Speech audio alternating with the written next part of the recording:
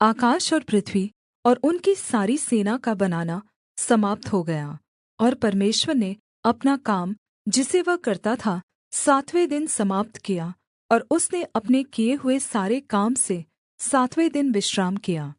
और परमेश्वर ने 7वें दिन को आशीष दी और पवित्र ठहराया, क्योंकि उसमें उसने सृष्टि की रचना के अपने सारे काम से विश्राम लिया। आकाश और पृथ्वी की उत्पत्ति का वृत्तान्त यह है कि जब वे उत्पन्न हुए, अर्थात् जिस दिन यहोवा परमेश्वर ने पृथ्वी और आकाश को बनाया, तब मैदान का कोई पौधा भूमि पर न था, और न मैदान का कोई छोटा पेड़ उगा था, क्योंकि यहोवा परमेश्वर ने पृथ्वी पर जल नहीं बरसाया था, और भूमि पर खेती करने के लिए मनुष्य भी नहीं था, लेकिन कोहरा पृथ्वी से उठता था, जिससे सारी भूमि सिंच जाती थी।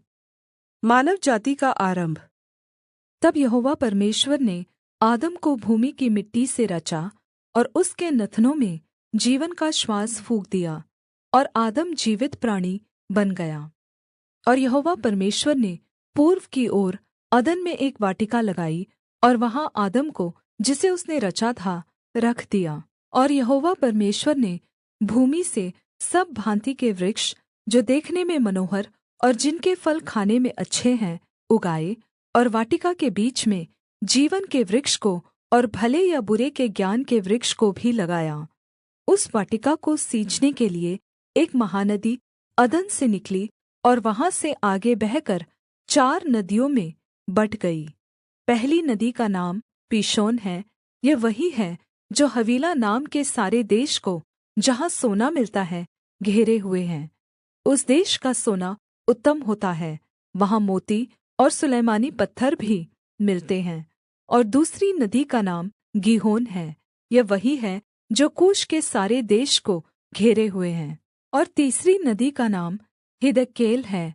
यह वही है जो अश्शूर के पूर्व की ओर बहती है। और चौथी नदी का नाम फरात है।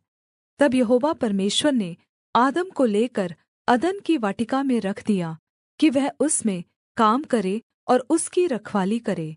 और यहोवा परमेश्वर ने आदम को यह आज्ञा दी, तू वाटिका के किसी भी वृक्षों का फल खा सकता है, पर भले या बुरे के ज्ञान का जो वृक्ष है, उसका फल तू कभी न खाना, क्योंकि जिस दिन तू उसका फल खाएगा, उसी दिन अवश्य मर जाएगा। फिर यहोवा परमेश्वर ने कहा, आदम का अकेला रहना अच्छा नहीं, मैं उसके लिए एक ऐसा सहायक बनाऊँगा जो उसके लिए उपयुक्त होगा। और यहोवा परमेश्वर भूमि में से सब जाति के जंगली पशुओं और आकाश के सब भाँति के पक्षियों को रचकर आदम के पास ले आया कि देखे कि वह उनका क्या-क्या नाम रखता है।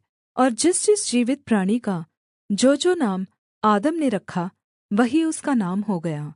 अतः आदम ने सब जाति के घरेलू पशुओं और आकाश के पक्षियों और सब जाति के जंगली पशुओं के नाम रखे, परन्तु आदम के लिए कोई ऐसा सहायक न मिला जो उससे मेल खा सके। तब यहोवा परमेश्वर ने आदम को गहरी नींद में डाल दिया, और जब वह सो गया, तब उसने उसकी एक पसली निकालकर उसकी जगह माँस भर दिया।